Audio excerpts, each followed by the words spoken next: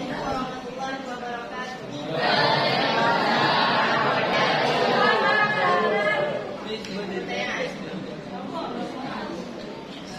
Nama anak Fajrina Syifa, perwakilan dari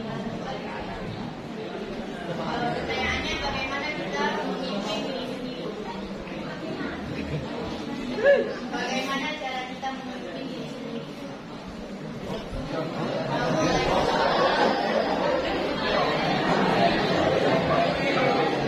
Gampang pertanyaannya kan? Karena gampang. Bagaimana cara kita memimpin diri kita sendiri? Kan ada jadi pertanyaan juga. Jadi kenapa kita bisa? Kenapa bisa? Gak bisa kan? Oke, lanjutkan ke abang pertanyaan. Yang kedua. Ada. Ya, silakan.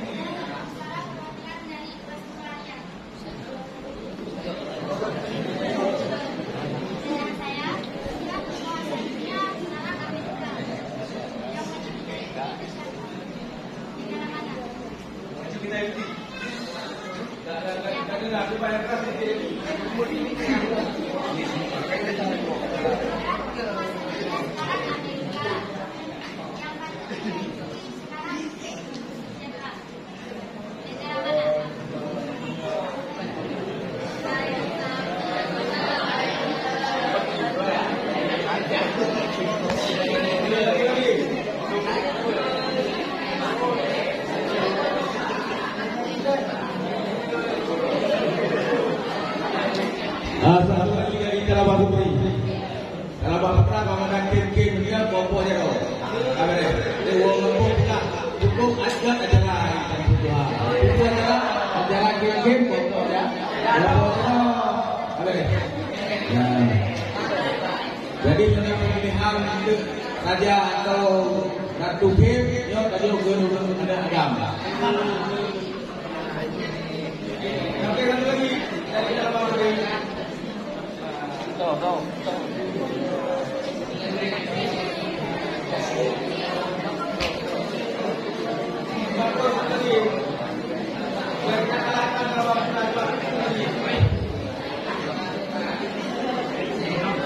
Ya udah kelas 1 sama kelas 2.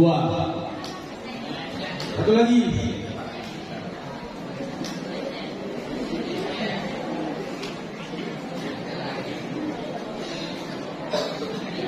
Ada lagi. Ini kalau nggak nanti Ustaz datang ke sana, Ustaz ambil suruh pertanyaan terus ya, jadi kalau nggak ada pertanyaan. Dari malam buat dibilang pertanyaan harus ada. Pokoknya berdiri kasih pertanyaan coba. Jadi kita habiskan waktu yang nggak perlu. Silakan. Ayo coba pakai cadar, pakai cadar.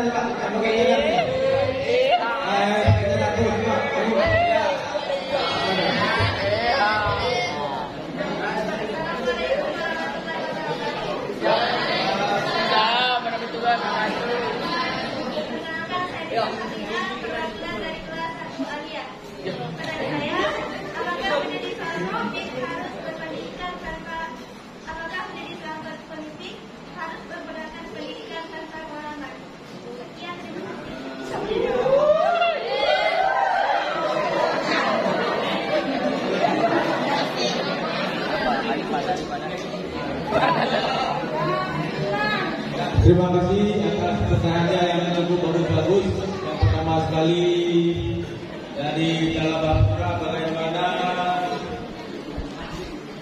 dampak daripada demokrasi.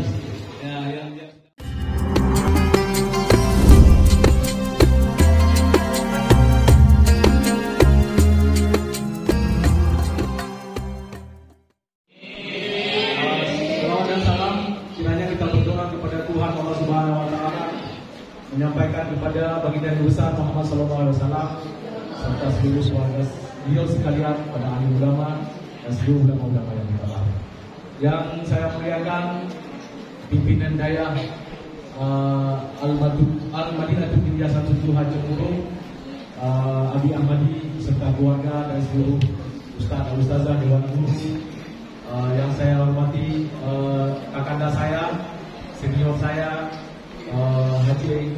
Haji Anwar Sarki yang mendampingi saya dan kita semua pada malam hari ini, dan yang saya cintai dan banggakan seluruh para pejuang ilmu Allah, seluruh penuntut ilmu, talabah hadir, talabah semuanya yang dicintai Allah Subhanahu wa taala. Malam ini satu bentuk rasa senang dan bahagia saya kembali hadir di tengah para talabah. Hingga nantinya bagaimana, saya sudah sangat jarang berbicara dengan penuntut-penuntut ilmu yang mungkin di bawah mahasiswa. Jika masih siswa semua, Ustaz dulu ya. Iya, siap. Gue dulu. Iya. Kita malam ini ingin berimprovisasi bagaimana langkah apapun yang kita lakukan itu agama harus menjadi nomor satu.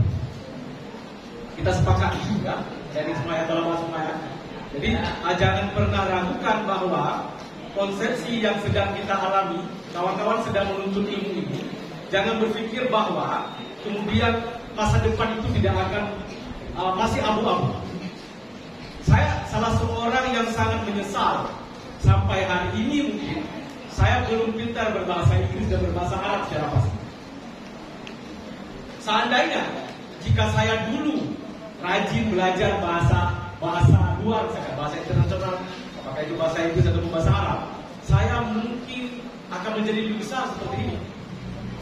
Paling-paling saya dubes lah, dubes Indonesia atau Amerika atau United Kingdom di Inggris. Serius. Tapi ini syukur saya juga. Akhirnya dulu saya mondok juga. Saya mondok di Madrasah Sanawiyah dan Madrasah Aliyah Darul Ulum Tanah Merah Pesangan Biren itu selama 6 tahun. Kemudian saya berpindah mondok juga ke Banda Sakti, tepatnya di Jomblang itu hampir 3 tahun. Jumlahnya 10 tahun saya lebih mondok. Saya tidak meragukan masa depan. Walaupun orang banyak yang mengkhawatirkan anak-anak yang menuntut ilmu kalian yang mungkin talabah di sini yang baru kelas 3 Madrasah Aliyah yang akan menuju ke bangku kuliah dan sebagainya masih ragu dengan masa depan. No, tidak, jangan. Saya salah satu buktinya. Orang yang tidak pernah meragukan masa depan hingga akhirnya Tuhan menuntut masa depan itu sudah pasti ada. Masa depan seperti apa yang ingin kita raih talabah semuanya? Bagaimana kita harus menjadi orang yang dapat mempengaruhi orang lain. Salah satu indikator untuk kita bisa mempengaruhi orang lain itu adalah kita harus menjadi seorang pemimpin. Karena Rasul mengatakan kullukum ra'in. Kita semua pemimpin, suka atau tidak, setuju atau tidak, karena pemimpin. Paling kecil harus berumah tangga itu memimpin. Paling kecil lagi dan yang paling besar adalah memimpin diri sendiri. Memimpin raga, memimpin jiwa. Bagaimana orang jiwa kita terpakai untuk agama, raga kita juga bersatu dengan jiwa untuk berkuliah kepada Allah Subhanahu wa taala. Itu dilema pemimpin. Itu siklus pemimpin. Maka kalau semuanya yang saya cintai, para penuntut ilmu yang dicintai Tuhan, makanya judulnya saya akan ini. Di tengah bulan suci Ramadan kita mengelaborasi bagaimana konsep duniawi itu tidak akan sukses tanpa dibarengi dengan konsep ukhrawi. Menjadi pemimpin itu bukan cuma belajar teori menjadi pemimpin. Jadi orang-orang yang sudah menjadi pemimpin sejati itu akarnya adalah bukan karena ijazah moral teori. Apa itu pemimpin? Pemimpin adalah bla bla bla. Pemimpin itu adalah begini-begini. Cara memimpin tipenya seperti ini, karakter pemimpin seperti ini. Bagi saya tidak. Bagi kita semua tidak, karena agama sudah menuntut kita, Rasul sudah menggarisbawahi, kita ini pemimpin, otomatis kita harus siap untuk menjadi seorang pemimpin. Pertanyaannya sekarang adalah bagaimana kita untuk menjadi seorang pemimpin? Paham di sini ya? Kita lanjut.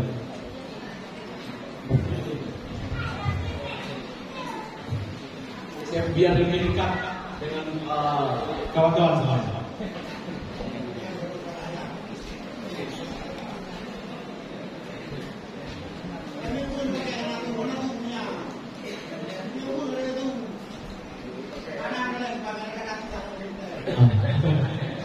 Nah, menurut kawan-kawan semuanya, kita ingin interaksi di sini. Bangsa negara mana yang dianggap memimpin dunia hari ini? Saya ingin dari Talabah di seberang sini. Itu kan baca kan? Bangsa atau negara mana yang memimpin dunia hari ini? Siapa bisa jawab? Ini kan ada. Nggak ada skornya ini. Amerika Serikat. Apa? Rusia.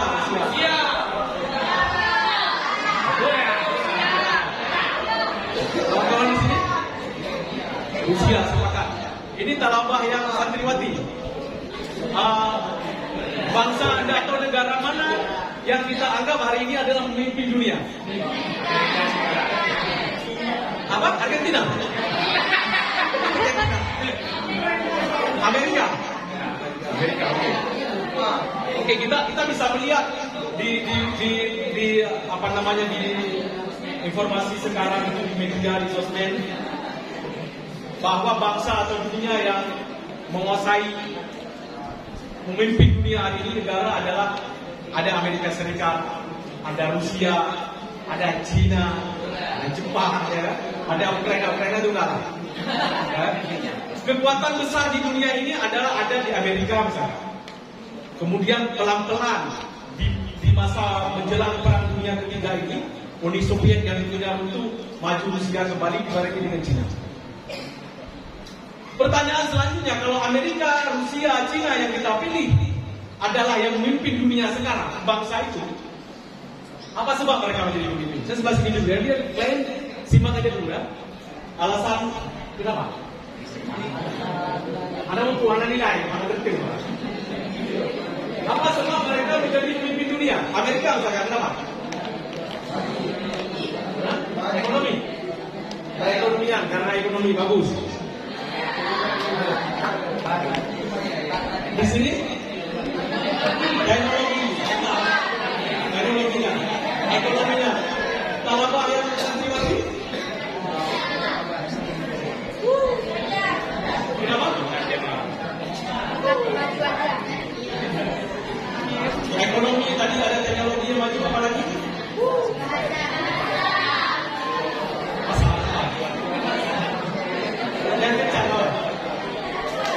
Ya, politik, karena ekonominya, karena teknologi majunya, karena pendidikannya.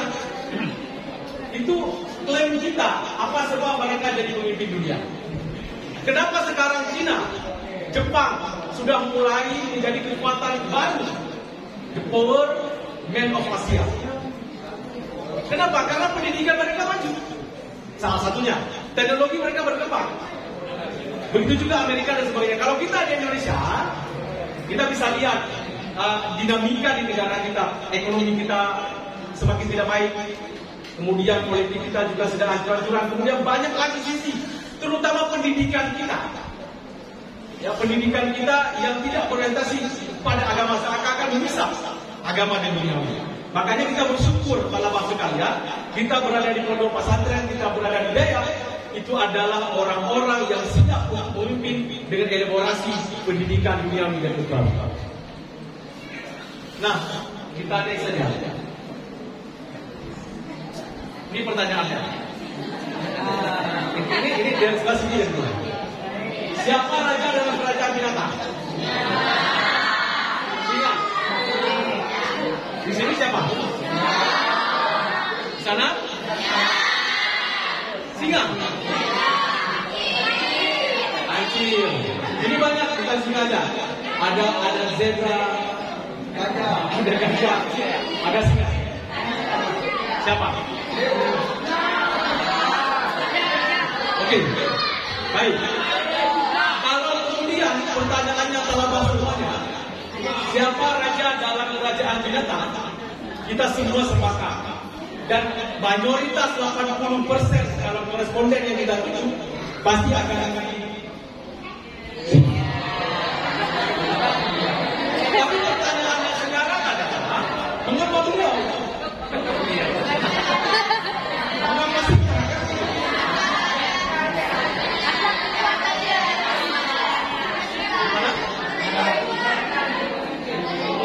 jadi pemimpin? Kalau di sini, kalau di sana itu ada mental yang jadi pemimpin. Ini tenaga yang kuat, bagus. Nah,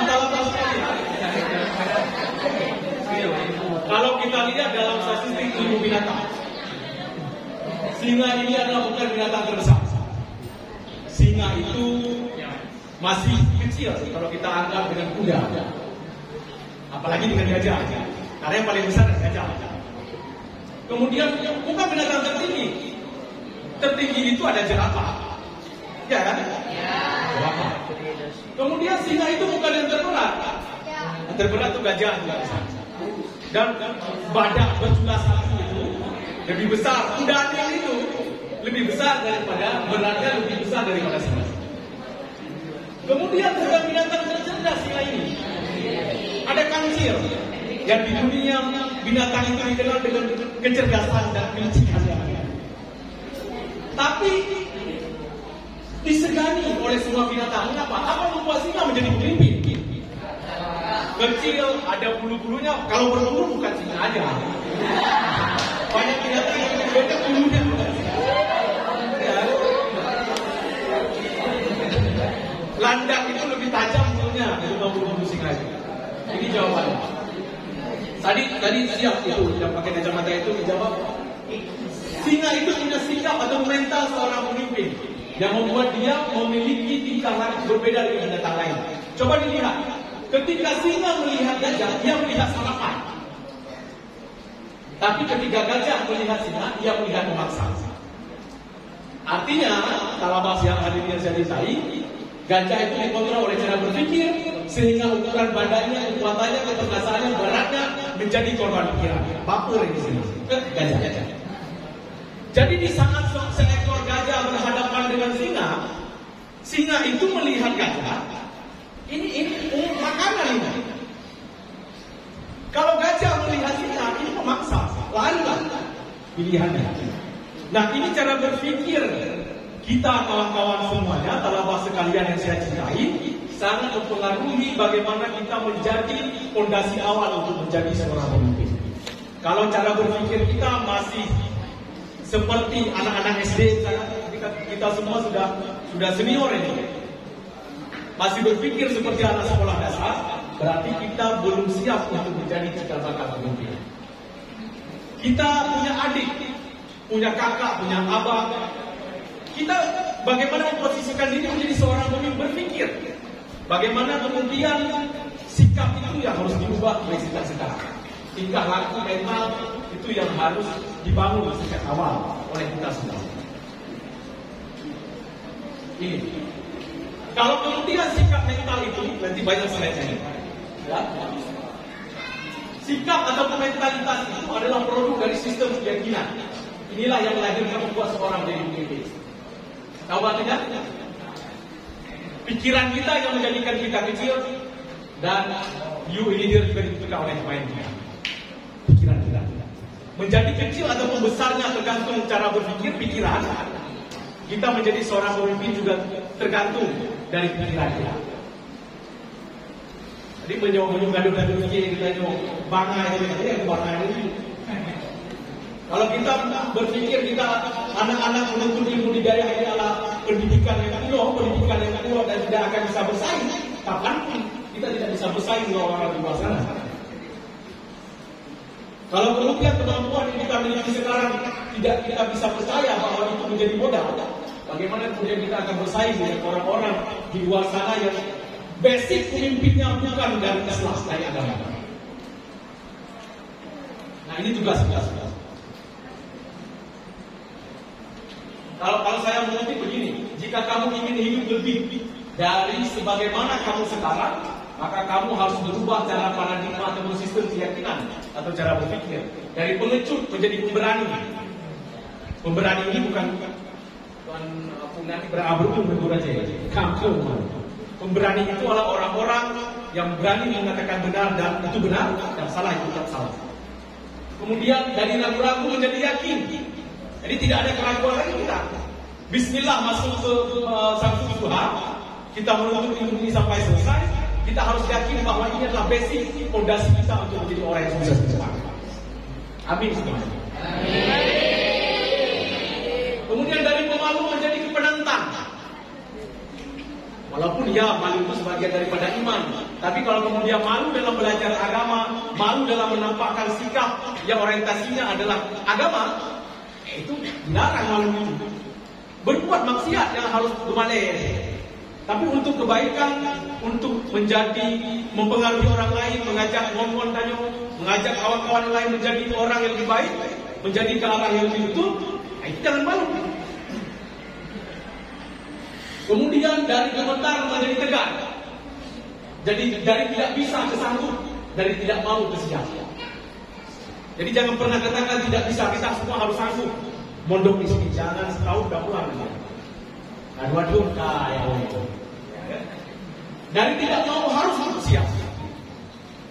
Jadi kalau sekarang belajar bahasa Inggrisnya misalkan harus betul-betul disiapkan. Karena kawan-kawan semuanya telah yang saya sukai, bahasa itu adalah salah satu modal untuk bisa mempengaruhi sektor kepemimpinan di depan.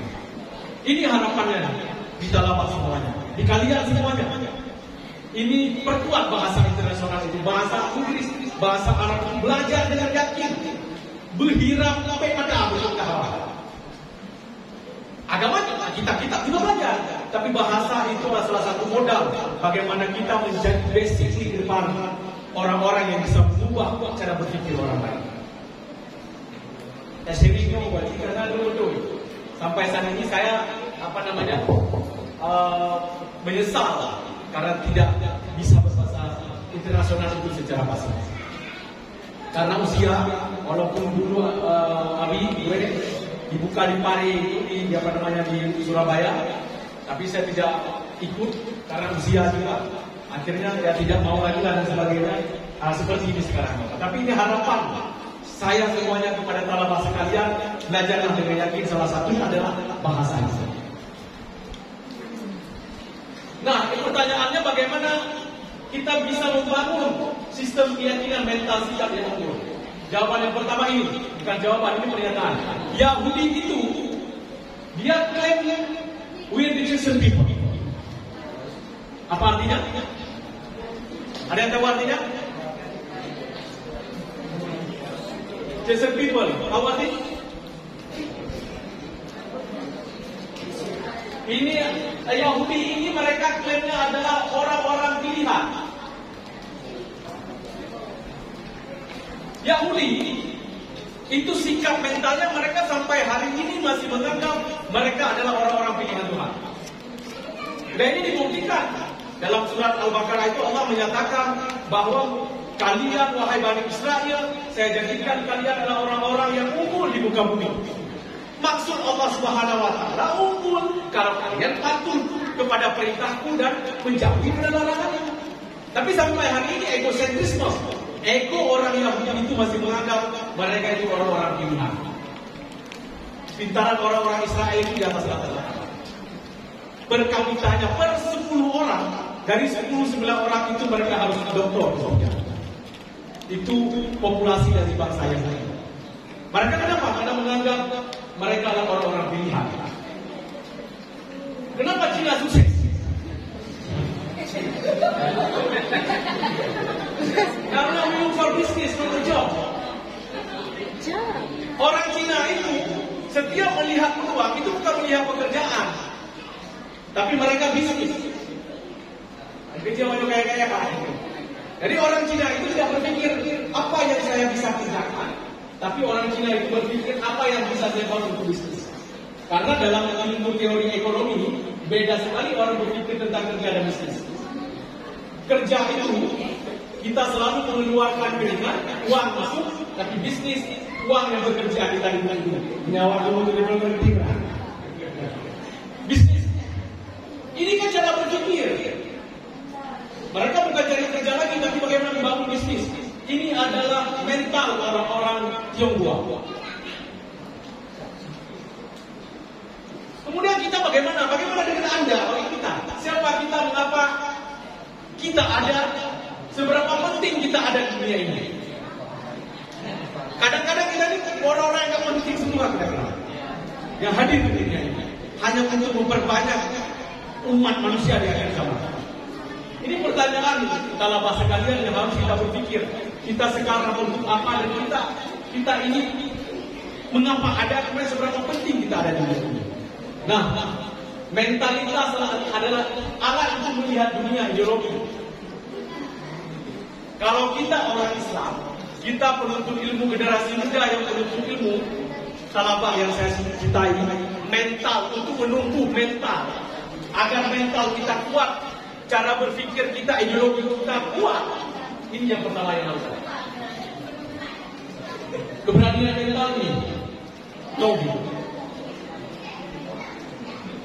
Kalau kita ingin memiliki mentalitas cara berpikir yang dirizai oleh Allah Subhanahu wa taala untuk cikal bakal menjadi seorang pemimpin, pertama yang harus kita adalah tauhid. La ilaha illallah Muhammadur Rasulullah. Ini pegangan mental kita yang pertama. Jadi kalau kita bahas kalimat tauhid ini tentu sangat panjang. Bagaimana fazilahnya, kemudian la ilaha illallah ini menjadi salah satu. Kalau kata Jalaluddin Imam As-Suyuti dalam kitab Fadailul Khamsah, Fadailul Khamsah, ini adalah salah satu untuk membuka pintu langit. Jadi kalau di bulan Ramadan ini membaca la ilaha illallah ini tidak ada batasan pahala. Kalau di bulan-bulan yang lain, di hari-hari yang lain, dalam kitab Taqihul Hadis itu diceritakan ada berbagai rawi hadis. Satu sekali kita membaca kalimat tauhid la ilaha illallah Muhammadur Rasulullah, 10 dibalas oleh Allah. Tapi kalau di bulan Ramadan kita membaca la ilaha illallah Muhammadur Rasulullah, astaghfirullah wa ana ajzibi, kata Allah. Puasa itu untukku dan aku yang membalasnya. Jadi perbuatan apapun yang kita lakukan dalam bulan puasa, dalam bulan Ramadan, itu tidak ada kur matematikanya untuk balasan Tuhan. Jadi hanya jika ada baca itu, mungkin jika ada baca itu hampir triliun di bawah Allah. Makanya di momentum bulan Ramadan ini penting bagi kita untuk bersatu seperti ini, melatih, mendidik cara berpikir kita bertauhid bahwa kita punya Tuhan, punya Nabi yang sudah menuntut kita untuk menjadi seorang pemimpin yang dapat mengubah dari keluarga, lingkungan, hingga negara bangsa yang sedang. Kita harus siap. Kalau kalian tidak siap, talabah sekalian, baik yang santriwan, santriwati tidak siap untuk menjadi seorang pemimpin sebagaimana diingini oleh kalimat tauhid ini, dipastikan dunia ini akan cepat menjadi kiamat yang akan. Karena hanya pemimpin yang terbikin sesuai dengan real daripada tuntunan Tuhan. Kita tugasnya belajar, tugasnya berusaha, hasilnya Tuhan sudah menentukan. Yang kedua, talabah yang saya cintai untuk memiliki mentalitas, sikap, ideologi yang kuat dalam diri kita, salat. Orang-orang yang tidak salat, hana sembahyang, dipastikan orang itu tidak akan memiliki mental untuk mengubah segenap apapun yang ada di sampingnya, dimilikinya dan seluruhnya. Dengan kata lain, orang yang tidak melaksanakan ibadah salat dengan betul, ini adalah tipe orang yang tidak akan menjadi pemimpin. Kalaupun menjadi pemimpin, adalah pemimpin-pemimpin yang dilarang oleh agama, yang menjadi dalam tuntunan hadis adalah orang-orang yang dimurkai oleh agama kita. Jadi sembahyang. Jadi saya pastikan kita di sini semua salat itu sudah pasti. 5 waktu, kemudian kalau di Ramadan kita tambah dengan sunat-sunat yang lain. Karena talabah sekalian, kita adalah cikal bakal untuk menjadi pemimpin. Bagaimana kita pemimpin kalau tidak mampu berhadapan dengan Allah Subhanahu wa taala dengan baik? Siap ya? Kita pastikan salat dimanapun kondisi kita tidak pernah kita tinggalkan. Siap? Ya. Siap. Sekalipun kita nanti tamat, berakhir, selesai di Madinatul Dunia satu duha, kita beranjak ke dunia luar menuntut ilmu, salat itu adalah modal utama sampai mati kita harus melaksanakan salat. Karena itu modal untuk kita punya mental yang kuat sebagaimana kemauan agama. Selanjutnya doktrin ilahiyah. Saya mengutip Ali Imran ayat 110. Allah berfirman, kuntum khaira ummatin ukhrijat linnas. Kamu adalah umat terbaik yang dilahirkan oleh manusia. Kita ini juga umat terbaik. Kalau orang Yahudi menganggap mereka orang-orang pilihan, kita adalah khairul ummah, kata Allah. Orang yang umat terbaik yang dilahirkan oleh manusia. Umat yang dirindukan oleh umat-umat yang lain. Umat yang paling digemari. Kalau umat Nabi Isa kita tanya, kalian mau apa? Mereka menjadi umat sekarang, umat Muhammad. Ini modal kita, kalau bahasa kalian, bahwa kita dalam posisi umat yang terbaik, tapi kemudian kita tidak baik. Ini lucu. Tanya kita orang dengar, tapi hantar ada. Ini lucu. Tapi kalau kemudian kita diklaim oleh Allah kita orang yang abu-abu, bisa jadi kadang-kadang kita baik, kadang kita jahat. Tapi kita sudah berada dalam koridor, dalam rumah umat terbaik. Kalau kemudian kita menjadi umat orang yang tidak baik, ini lucu, bangai, bodoh. Ya, kita adalah umat terbaik.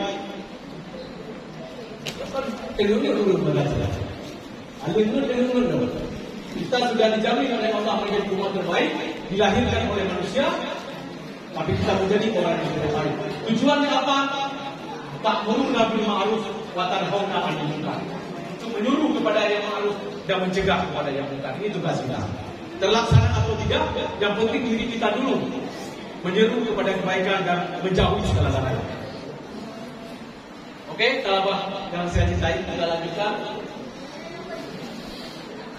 Pertanyaannya selanjutnya, siapa raja dalam kerajaan burung? Apa? Di sini apa? Sepakatlah. Kawan-kawan semuanya telah paham di belakang? Atau ada yang mau merpati? Apa? Raja Wali. Ada Allah. Ada apa? Merpati. Berat bisa jadi.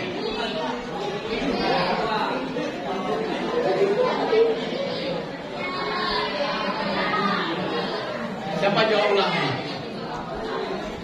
Kenapa lah? Kira-kira kenapa? Siapa yang berani yang bisa jawab kenapa lah? Berani? Binatang lain berani, burung lain. Kalau burung pipit itu di sawah, berani mereka turun makan padi ya? Kalau kita tidak. Kenapa harus elang? Tidak. Ada. Oke.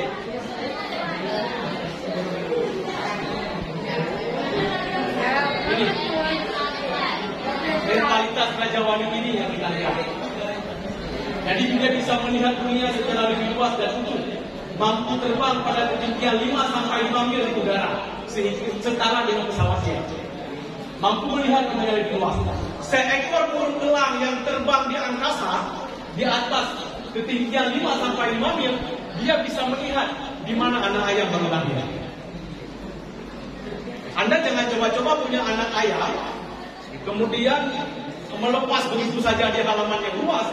Di atas sana ada seekor burung elang atau Raja Wali. Dia akan tahu di mana bunyi anak ayam yang baru dilepas itu. Jadi cerai begini ayam. Ayam itu yang paling takut adalah untuk elang. Karena dari ketinggian yang paling jauh dia bisa melihat di mana anak ayam itu yang dilindungi oleh induknya. Artinya apa? Salah masuk kalian. Ini syarat kedua untuk menjadi seorang pemimpin, karena kita siap sepakat tadi kita ada leader. Walaupun leader kan berarti kita calon leader, calon pemimpin berpikir DPR betul. Jangan berpikir bahwa pemimpin itu bupati, visi, camat, gubernur, presiden itu aja pemimpin. Aneh-aneh, enggak. Pemimpin itu bukan pejabat itu belum tentu pemimpin. Ya. Kalau pemimpin itu ya otomatis masuk semuanya. Tapi seorang pejabat, apakah dia kepala negara hingga kepala desa, belum tentu dia dikategorikan seorang leader atau pemimpin. Syarat kedua untuk menjadi seorang pemimpin adalah memiliki visi, pandangan ilmu. Talabah sekalian, siapa Anda, di mana Anda sekarang itu visi. Kita sekarang adalah umat yang terbaik. Kita menuntut ilmu. Di mana Anda sekarang sedang menuntut ilmu. Bagaimana Anda ke sana? Ini misi. Misi apa yang Anda tuju? Mencapai ridha Tuhan. Menjadi pemimpin itu salah satu syarat, salah satu untuk mudah masuk surga kan jadi pemimpin. Jadi kayaknya hanya modal-modal modal ini modal. Nah, siapa tahu kita dengan menjadi pemimpin itu menjadi cepat masuk surga. Bisa-bisa juga kalau salah pemimpin itu cepat masuk neraka nanti. Nah, tapi bagaimana kita ke sana untuk menjadi pemimpin yang terbaik? Ini yang terakhir. Pertanyaannya, siapakah pemimpin di kerajaan air? Paus.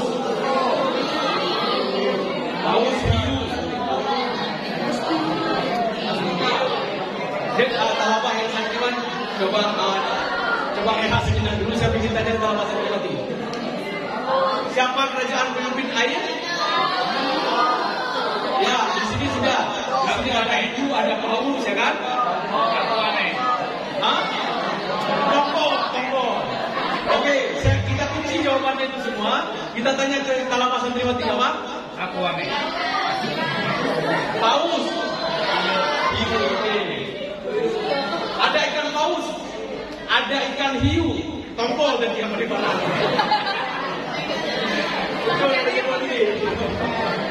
Oke, siapakah pemimpin kerajaan di air? Jawabannya itu. Lumba-lumba kalau bahasa kalian. Kenapa beliau? Kenapa lumba-lumba? Padahal lumba-lumba bukan hewan air terganas.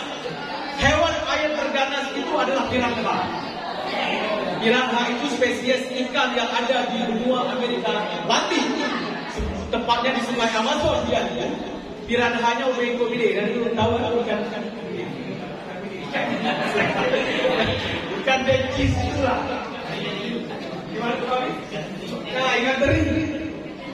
Ikan piranha itu sebesar ikan teri, tapi dia nggak mau makan makanan lain. Yang dia mangsa, yang dia incarlah daging manusia. Mungkin talabah dan nonton film tentang piranha, bagaimana ganasnya ikan piranha itu di film-film Hollywood. Kemudian terganas hiu juga, paus itu makan manusia juga, ya kan? Kemudian bukan hewan lain terbesar. Kalau besar itu ada paus, ada ikan-ikan yang lain sangat besar. Dan bukan hewan air terkuat. Dan terkuat itu hiu. Dia bisa memakan kapal yang berkekuatan hingga 10 ton. Dia bisa menghancurkan kapal yang berdiri besar. Tapi kenapa lumba-lumba yang kemudian kita harus ambil kesimpulan dia adalah pemimpin di dunia air? Lumba-lumba adalah binatang air yang sama-sama. Nggak ada hidup main-main sama manusia. Kalau main-main pun awas itu, mati kita di mana. Kalau di film Hollywood itu siapa yang melihara hiu, pada akhirnya ya dimakanlah hiu itu. Dia sangat ramah, bercengkrama dengan anak-anak. Nggak ada ikan piranha yang ditempati di wahana ikan piranha. Anak-anaknya main mana ikan piranha. Dan walaupun demikian, nggak ada wahana di waterboom di Indonesia yang bermain dengan ikan tongkol. Karena seperti itu. Karena dipastikan dalam dunia perikanan yang sangat ramah dengan manusia itu binatangnya adalah lumba-lumba. Kemudian lumba-lumba ini adalah binatang air sangat penolong. Banyak cerita dari saudara-saudara kita pelaut yang mencari nafkah mungkin di laut ataupun menjadi pelayar di lautan lepas. Di saat mereka rusak kapal ataupun terjadi musibah kapal di laut yang lepas, yang menolong, yang memberi tanda-tanda itu, yang memberi kode-kode alam itu adalah lumba-lumba. Nggak ada cuma oleh ibu kan yang tolong. Orang yang tenggelam itu kadang-kadang ditolong oleh lumba-lumba untuk didorong ke daratan. Karena lumba-lumba sikapnya adalah sangat penolong. Kemudian lumba-lumba adalah binatang air memiliki kekebalan tubuh, spirit hidup yang luar biasa. Ini lumba-lumba ini adalah punya kekebalan tubuh, dipastikan lumba-lumba ini spesies ikan tidak di laut yang tidak akan terserang penyakit. Jadi lumba-lumba ini bayangkan penyakit ini. Imun tubuhnya nggak perlu modern lain, apalagi Sinovac ataupun apalah. Ini tidak divaksin. Ikan lumba-lumba ini adalah binatang air yang punya kekebalan tubuh yang sangat luar biasa. Imun tubuhnya sangat kuat. Punya binatang lain perlu istirahat. Kita nggak tahu kapan istirahatnya ikan. Makanya kebanyakan ikan tongkol itu kan dapat di jauh juga nelayan.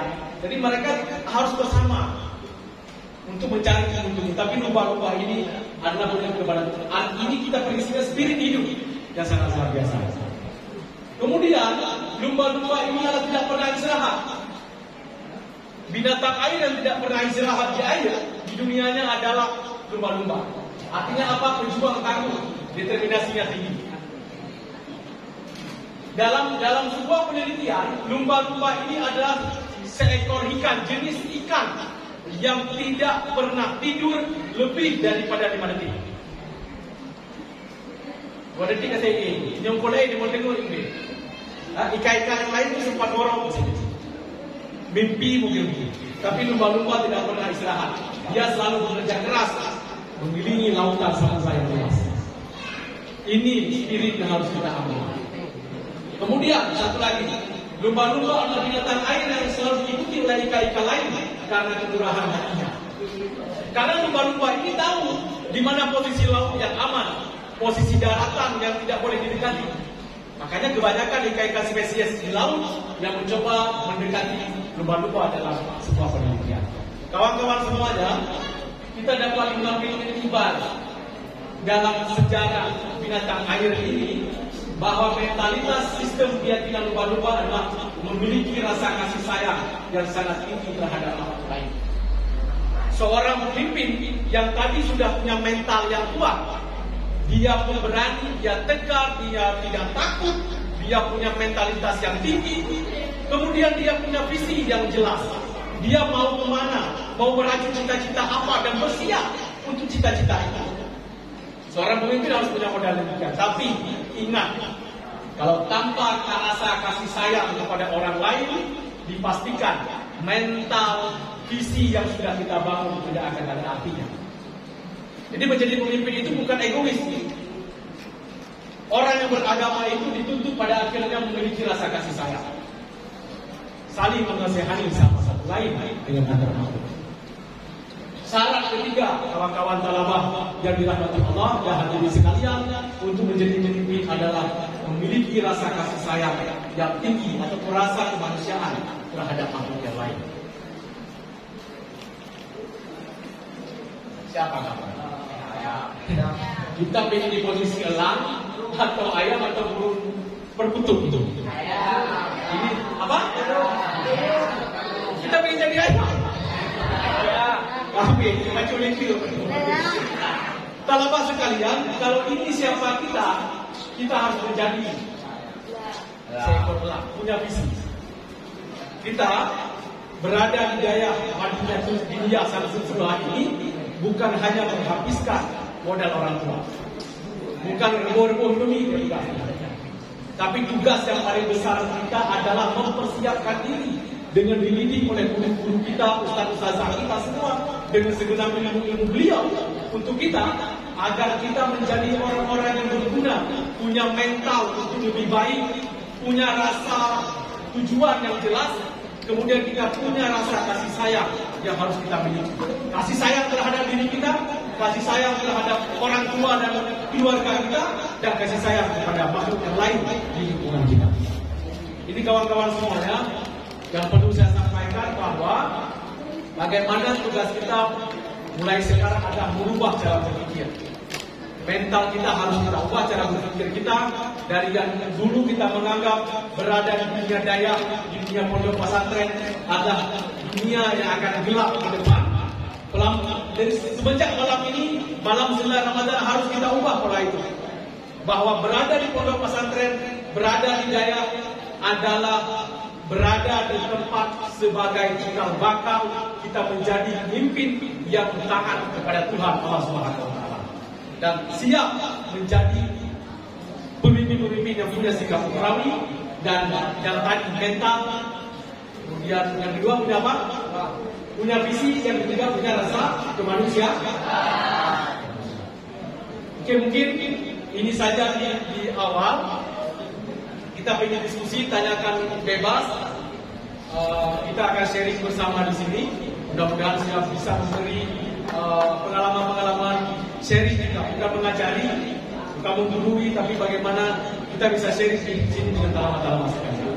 Jadi, terima kasih. Saya kembalikan ke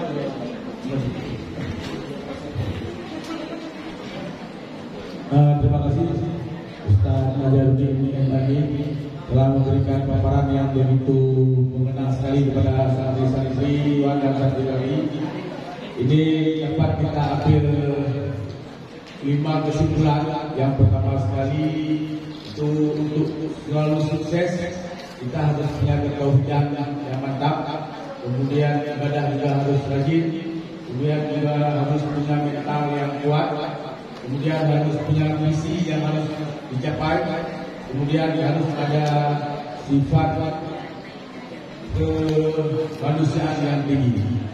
Ini sebagaimana yang telah dipaparkan begitu banyak, tentu juga banyak pertanyaan. Kita persilakan untuk Talabah Putra dulu yang ingin bertanya. Dipersilakan 3 orang yang ingin bertanya, berdiri, kemudian sebutkan nama, kelas berapa, langsung pertanyaan. Ini juga mohon dapat dipantau oleh para guru sekalian. Nanti mungkin di akhir acara kita akan memberikan reward kepada mereka-mereka yang aktif. Jadi supaya dapat dipantau siapa-siapa yang memang aktif, yang tekun mengikuti, dan juga siapa yang cuma tidur juga akan kita berikan reward. Karena orang-orang yang sukses adalah orang-orang yang tidak tidur. Jadi kalau punya ini itu tidak sukses. Kami bersilakan.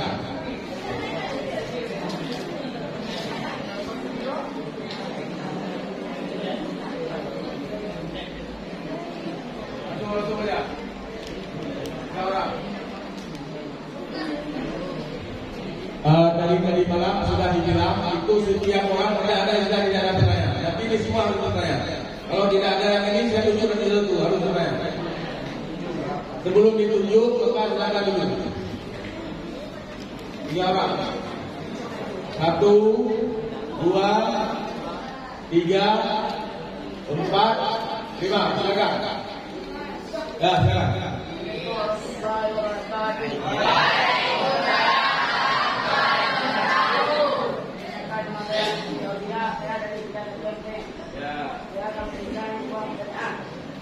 Bagaimana dampak positif sistem politik kekinian dalam demokrasi kita? Ya. Assalamualaikum warahmatullahi wabarakatuh. Terima kasih. Ini adalah kelas 1 MSN sudah berani pertanyaannya seperti seorang sarjana. Apalagi yang kelas 2, kelas 3, kelas 4, hampir kelas 5. Malulah semua anak kelas 1 MSN mana? Yang kelas 2 MSN dulu mana? Kelas 2 MSN. Bertanya saja susah. Sebenarnya yang pekerjaan paling gampang adalah bertanya. Kata orang mengatakan orang lain malu bertanya susah di jalan. Suka bertanya jalan-jalan. Kelas 2 MSN mana? Kelas 2 MSN? Tidak ada. Kelas 3? Ya kadang kali yang kata meja 2 kali. Ya silakan kelas berapa?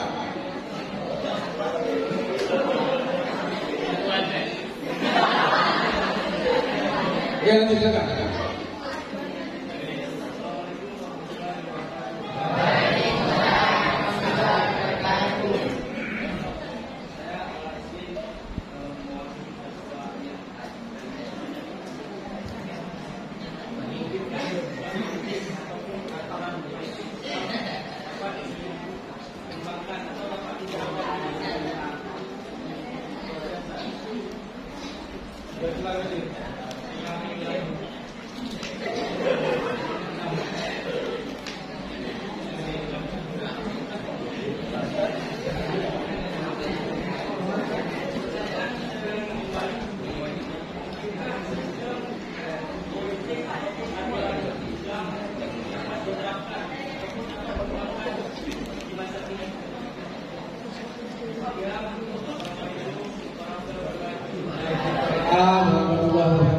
satu lagi dari Talabah Putra. Kelas 4, kelas 3, kelas 2 yang belum.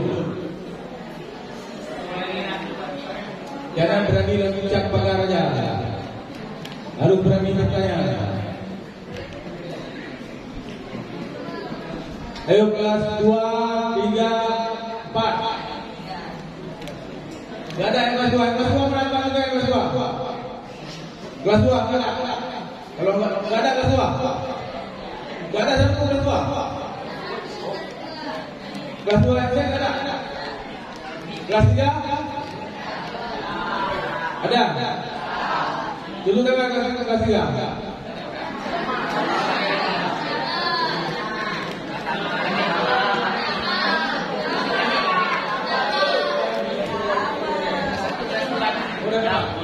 Kelas ini kelas 2 ada, kelas 4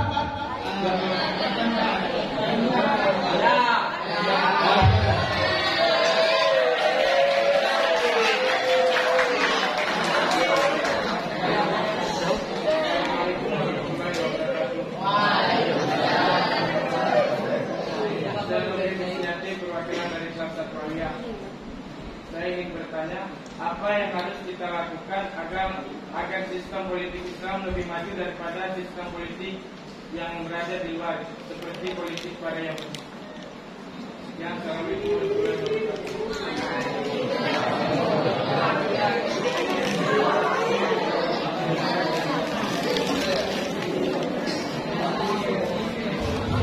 sudah ada 3 pertanyaan dari Talabah Putra, mungkin kita Talabah Putri 3 pertanyaan. Jadi Talabah Putra yang berani cuma tepuk kanan, selebihnya tidak berani. Selebihnya cuma diam terpaku seperti mayat di hadapan para Putri. Ya silakan, ini supaya kita kalahkan di Talabah Putra sama Talabah Putri. Coba. Dari sekolah bukan Talabah Putra kalah terus. Ya, silakan.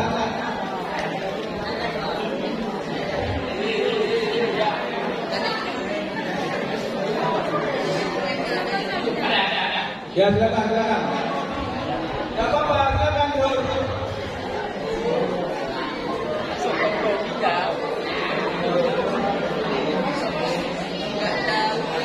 Kalau tidak ada Ustaz, tolong dicopot dari satu ambil siapa aja, ambil suruh saya terus. Jangan kalau bicara.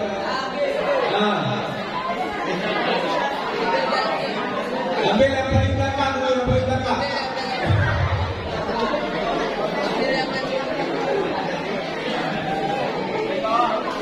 Ayo, cepat.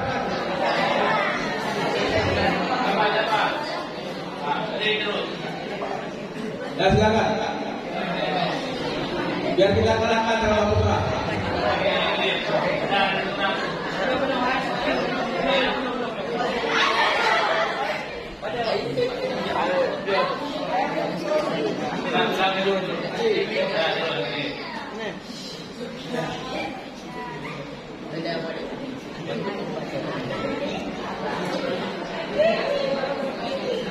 Assalamualaikum warahmatullahi wabarakatuh.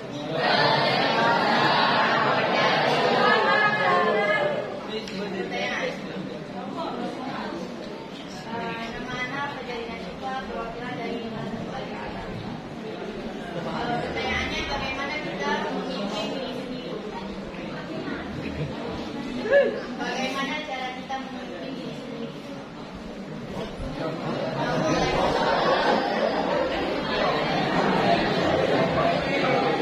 Gampang kan pertanyaannya kan? Sangat gampang. Bagaimana cara kita memimpin diri kita sendiri? Kan tidak jadi pertanyaan juga. Jadi kenapa kita susah? Kenapa susah bertanya? Tidak susah kan? Oke, lanjutkan Talabah Putrinya. Yang nomor 2. Ada. Ya, silakan.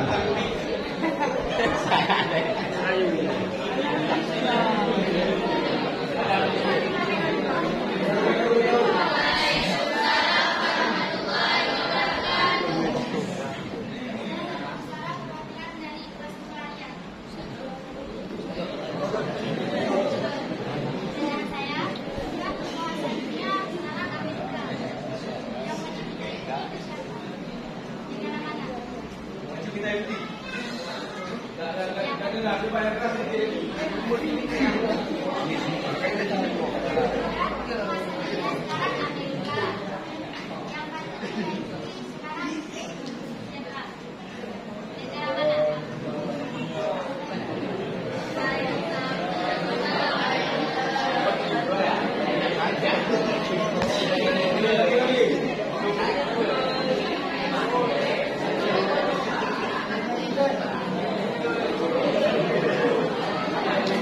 Satu lagi dari Talabah Putri.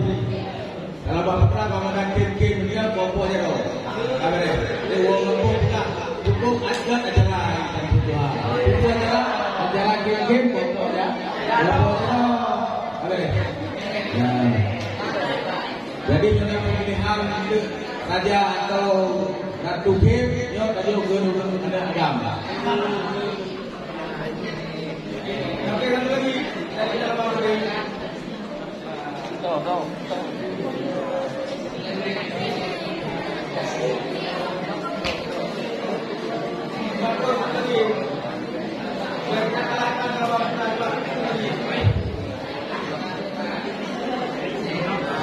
Yang udah kelas 1 sama kelas 2.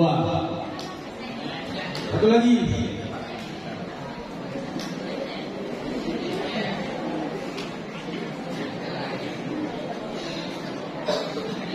Ada lagi.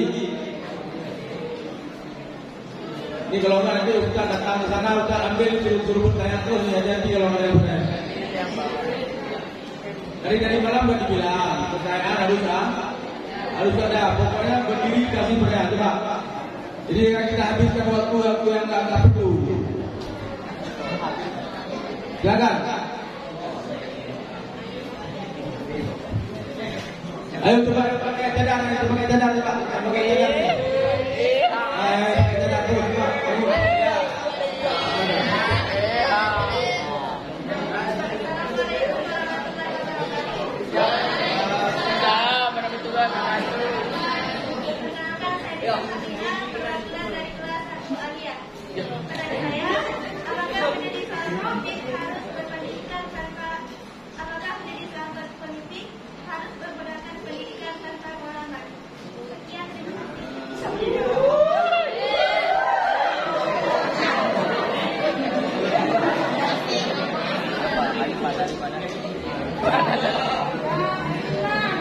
Terima kasih atas pertanyaannya yang cukup bagus. Yang pertama sekali dari Talabah Putra, bagaimana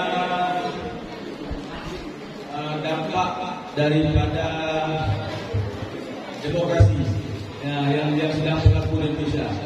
Kemudian jika kita terapkan politik kita apakah dapat kita terapkan politik yang ada sekarang untuk masa yang akan datang. Kemudian yang ketiga, apa yang harus kita lakukan supaya politik Islam lebih maju. Kami persilakan.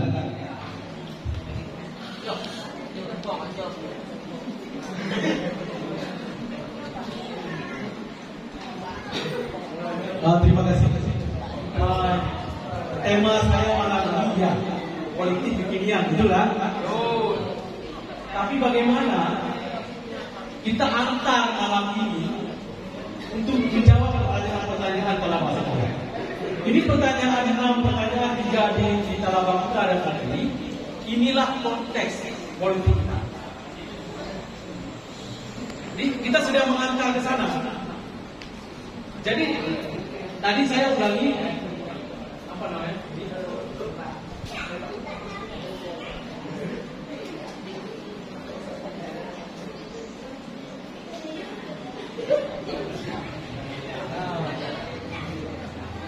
Sistem keyakinan agama. Jadi kalau kita masih pemalu, bukan menentang, masih pengecut, nggak berani, masih ragu-ragu, masih pemalu, masih gemetar, masih menganggap tidak bisa, masih tidak mau. Bagaimana kita menjadi pemimpin? Bagaimana kita bisa masuk ke politik? Pemimpin politik itu nggak boleh pengecut. Pemimpin orang yang berpolitik itu nggak boleh ragu-ragu, nggak boleh pemalu, nggak boleh gemetar, nggak boleh tidak bisa, nggak boleh tidak mau. Bagaimana kita ingin menjalankan roda politik Islam? Kalau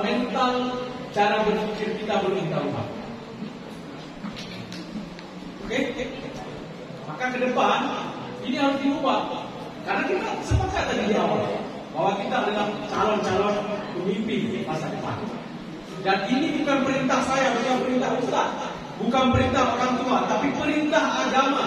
Rasul menegaskan kalian semua adalah pemimpin. Otomatis bersiap untuk menjadi pemimpin adalah wajib. Mencari ilmu untuk menjadi pemimpin wajib. Nah, nanti akan kita jawab. Kita mulai dari yang pertama. Rizky Maulana, ya? Betul Rizky. Aulia, iya Rizky Aulia. Kelas 1. Pertanyaannya bukan di kelas 1. Ini pertanyaan orang yang pengen ini. Dampak positif demokrasi untuk politik kekinian negara kita. Keluar pertanyaannya. Saya ingin mengutip sebuah untayan kata Ibnu Khaldun, salah seorang sosiologi dalam ranah cendekiawan muslim yang ada di dunia. Ibnu Khaldun dalam kitab ataupun bukunya Al-Muqaddimah, Ibnu Khaldun itu jelas mengatakan bahwa sistem pemerintah yang benar politik siasat syariah. Jadi kalau dianggap bahwa Islam itu tidak ada politik, nggak mungkin. Karena Islamlah yang mengajarkan tentang politik. Rasul itu adalah orang yang pertama sekali yang mengajarkan konsep perpolitikan dalam berbangsa dan bernegara. Apa konsepnya? Politik siasat, ataupun dalam ilmu khazanah Ibnu Khaldun itu katanya siasat syariah. Politik yang berbasis kepada nilai-nilai keagamaan. Nilai-nilai keagamaan tadi dalam bahasa kalian tidak mungkin ada tanpa ini.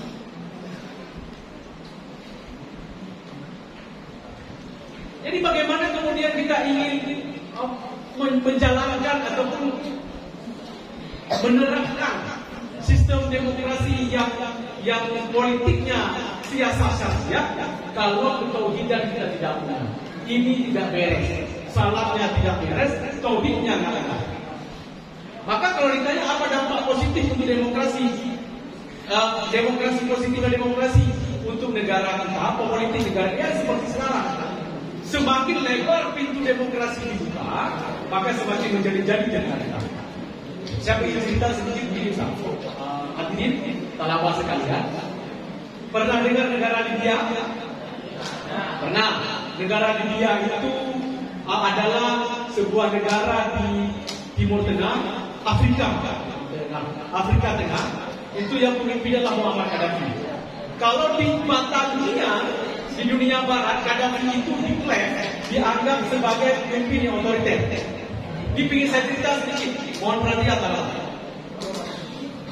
Di Libya itu 45 tahun Gaddafi berkuasa.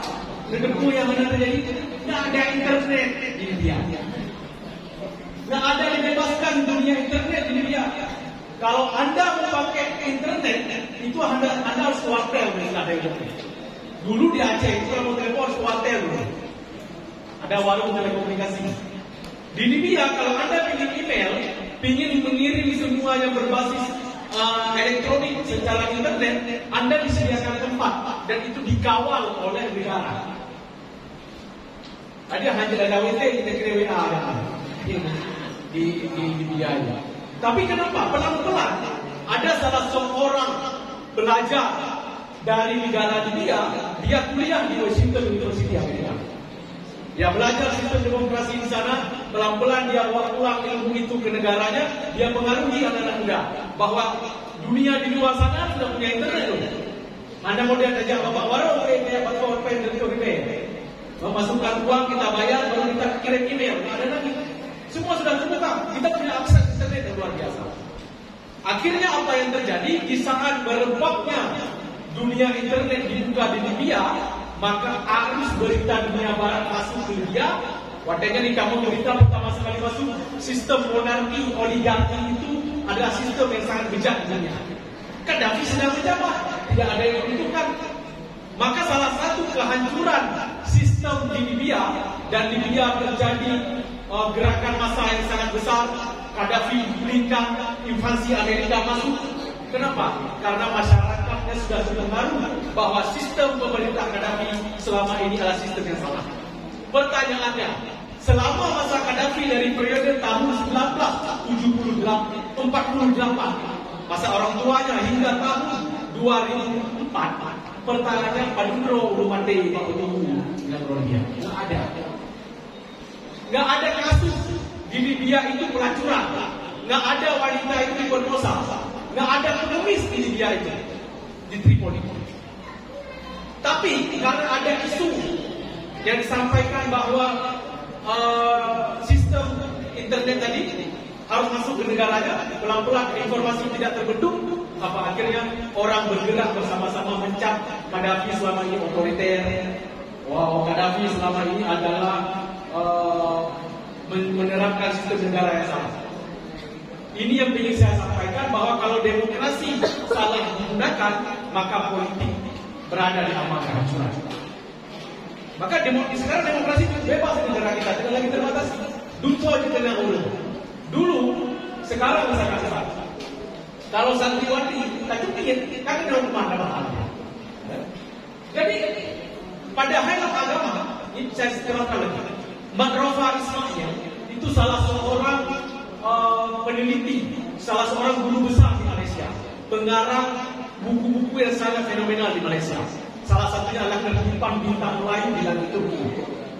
Kemudian ada bukunya tentang masalah metafisika, matematika, ilahiyah. Makrofa Ismail menulis dalam bukunya salah satu penelitian. Awak kafe itu kan penelitian tanah bahasa. Sudah penelitian begini. Kenapa orang Islam itu kalau jilid, kalau menghukum pezina, pencuri, itu harus dipukul pakai rotan dipukul, bahkan nanti poh baca dah. Kenapa nggak dipukul di telapak tangan? Kenapa nggak dipukul di betis? Kenapa nggak dipukul di dada, di perut? Kenapa harus dipukul jilid ataupun apa namanya itu? Cambuk macam lah. Kenapa harus dipukul? Peneliti di Rusia, Amerika, Kanada itu dalam Makrofa Ismail itu menulis, rupanya di punggung ini ada pori-pori yang bisa mempengaruhi psikologi kalau kita keluarkan dengan benda keras. Maka kenapa Islam di saat cambuk, di saat hukum jilid itu harus posisinya di punggung? Kesimpulannya apa? Kata Makrofa Ismail, bahwa setiap apapun hukum yang diterapkan oleh Islam itu lebih memikirkan masa depan ketimbang efek jerah masa sekarang. Jadi yang kami tokoh barunya itu mengeluarkan zat-zat yang tidak baik, sehingga tidak mau mengerjakan perbuatan buruk ke depan. Ini konsep demokrasi.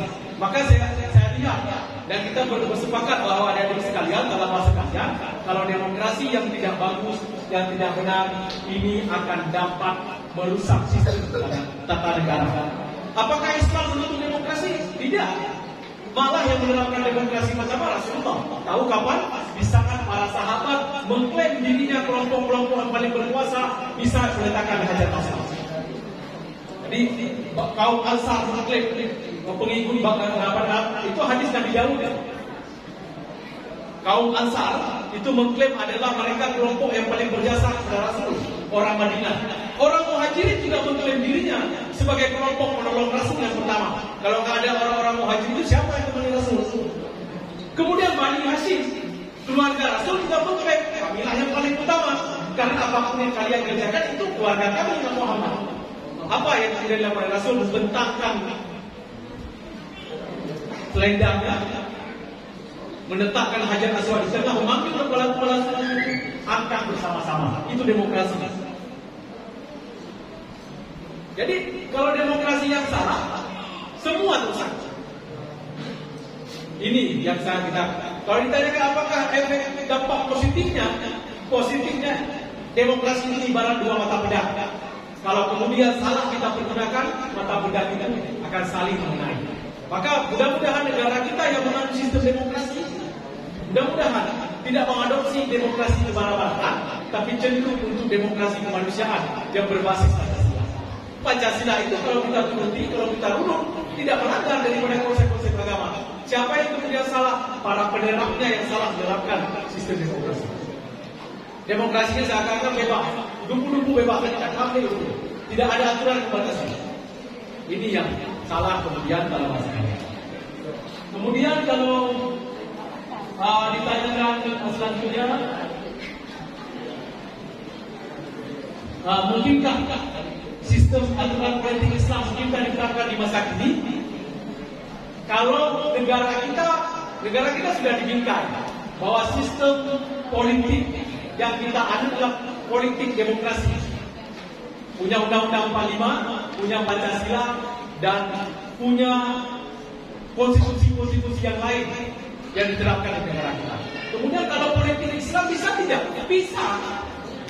Karena politik Islam itu kan bukan sistem negara, bukan merusak sistem negara. Politik Islam ini mental yang bertauhid, mental yang punya dekat dengan Allah. Kemudian kita mengklaim kita umat terbaik. Politik Islam ini ta'muruna bil ma'ruf wa tanhauna 'anil munkar. Ini kesimpulan politik Islam. Membuat hukum, menjalankan hukum, menerapkan hukum di diri kita dan semua aspek kehidupan yang mengacu kepada amar ma'ruf nahi munkar. Jadi nggak mesti berada di negara Islam kita pun berpolitik Islam. Berpolitik Islam apa? Punya visi. Punya politik Islam apa? Punya rasa kemanusiaan. Itu politik Islam. Politik barat itu ada rasa kemanusiaan. Kalau Anda tidak pandai untuk menyingkirkan orang lain, Anda yang disingkirkan. Nggak ada rasa itu dalam politik barat. Tapi politik Islam kita punya rasa kasih sayang, punya tegar rasa, punya rasa kemanusiaan yang paling tinggi. Ini politik Islam. Kalau ditanyakan mungkin diterapkan, mungkin mau atau tidaknya kita.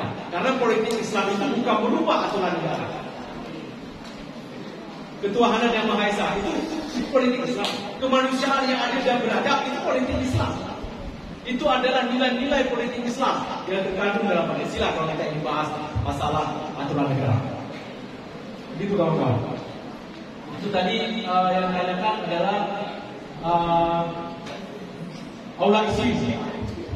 Ya, kemudian pertanyaan yang ketiga, Robi tadi ya, pelaksanaan syariah.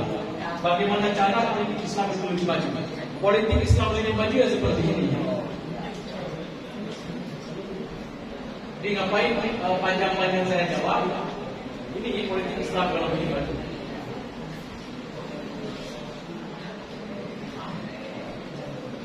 Politik Islam itu ingin maju ya kita harus cara berpikir dari pengecut, pemberani, ragu-ragu, yakin, pemalu, penentang, gemetar, tegar, tidak bisa untuk sambung, yang tidak mau untuk siap. Kita mau tidak menilai, menerapkan politik Islam di diri kita. Kalau nggak mau, berarti belum siap. Tapi dari tidak mau harus untuk siap, dari tidak bisa untuk sambung, dari takut harus berani. Nah, kemudian untuk santriwati, ya memimpin ini pertanyaan yang paling apa namanya mudah, tapi sangat sulit juga untuk kita renung. Bagaimana memimpin diri sendiri? Memimpin diri sendiri karena konsep di awal saya buka tadi. Kullukum ra'in. Tiap-tiap kita memimpin dan kita akan dipertanyakan atas apa yang kita pimpin. Kalau begitu, karena kita punya risiko yang sangat besar, kita akan dipertanyakan oleh Allah terhadap apa yang kita pimpin. Maka cara memimpin diri sendiri yang paling penting adalah konsep ini tadi, merubah cara berpikir, mental yang kuat, punya tauhid ilahiyah, doktrin ilahiyah kita, tauhid salat, amar ma'ruf nahi munkar. Itu cara menjadi memimpin diri sendiri. Jadi kita cara dari pemimpin menyodor dan ada mana? Nggak bisa. Ya, caranya pertama gimana kita suruh salah orang, salah kita nggak betul. Bagaimana kita menyuruh keluarga kita untuk salah? Begitu kira-kira. Jadi memimpin diri sendiri itu adalah bagaimana kita mendidik tauhid untuk diri kita, sholat kita harus benar, kemudian kita harus sama-sama mengikuti doktrinnya. Kemudian yang selanjutnya, saya tidak menanyakan puas atau tidak, tapi itu jawabannya. tadi yang kelas 2 Aliyah Indonesia tidak bisa mendengar namanya yang memimpin dunia sekarang Amerika. Ini menarik. Jadi siapa yang akan kita ikuti? Negara mana yang kita ikuti? Kalau Anda mau ikut tentang politik, maka Anda harus Finlandia. Anda harus sekolah ke sana. Kalau Anda ingin berbisnis, ingin pintar di dunia bisnis, ekonomi, Anda harus kuliah ke Belanda. Kalau Anda ingin sukses di dunia teknologi, Anda harus kuliah di 2 negara, Jepang dan India. Ya kan? Jadi kalau sekarang negara yang paling yang memimpin dunia adalah Amerika, kemana yang harus Anda ikuti? Anda mau kemana? Tapi yang paling penting Talaba, yang paling penting kawan saya, yang paling penting adalah kalau ditanya negara mana yang diikuti, ikutilah negara yang dibantu orang beragama. Negara mana? Negara keluarga kita.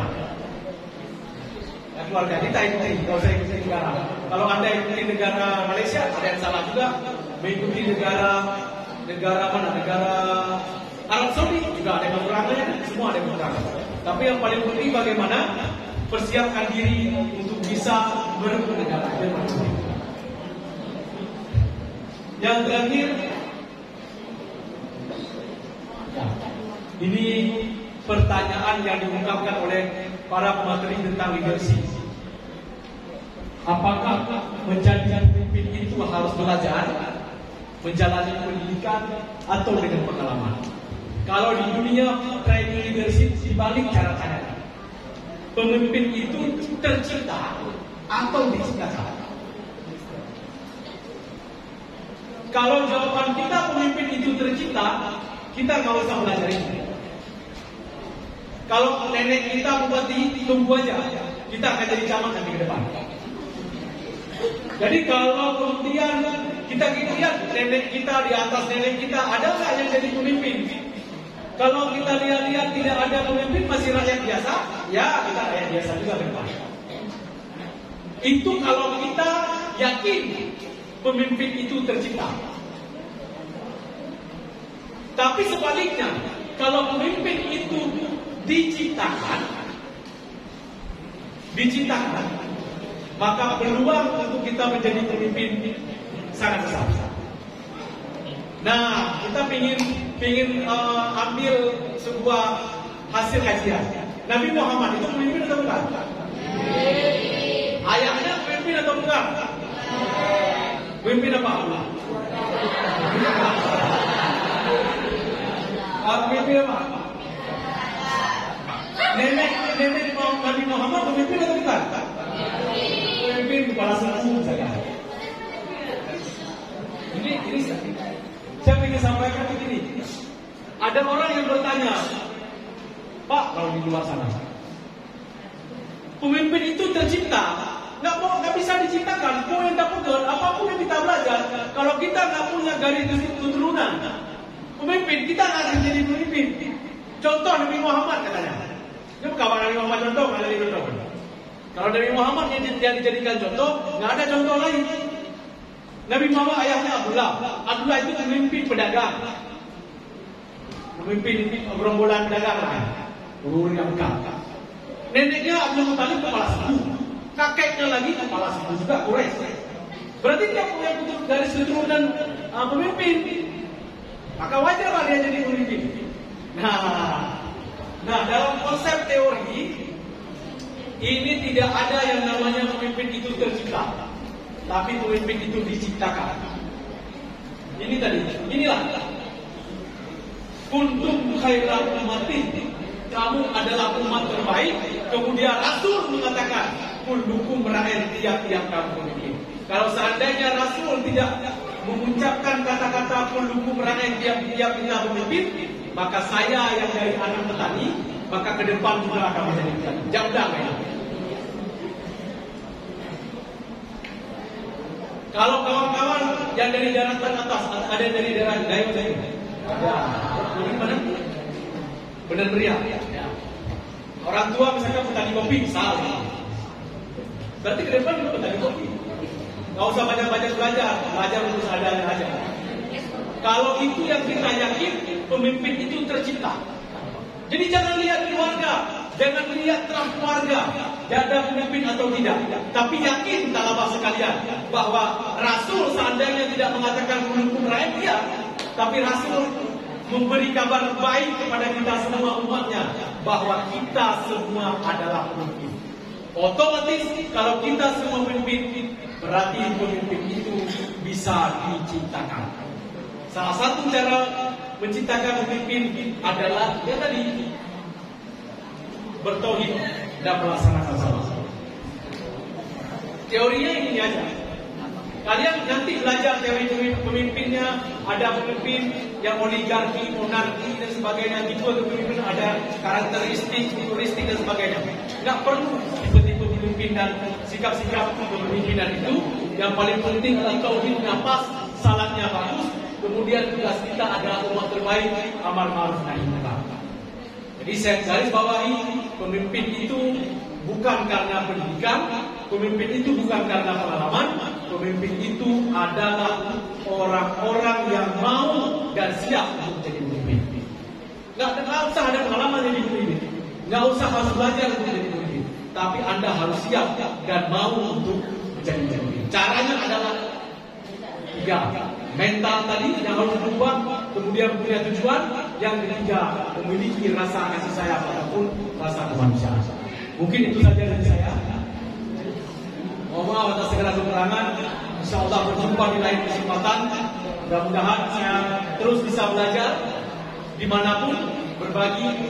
Karena yang paling penting adalah kita sama-sama dapat mencapai ridha Allah Subhanahu wa taala. Terima kasih.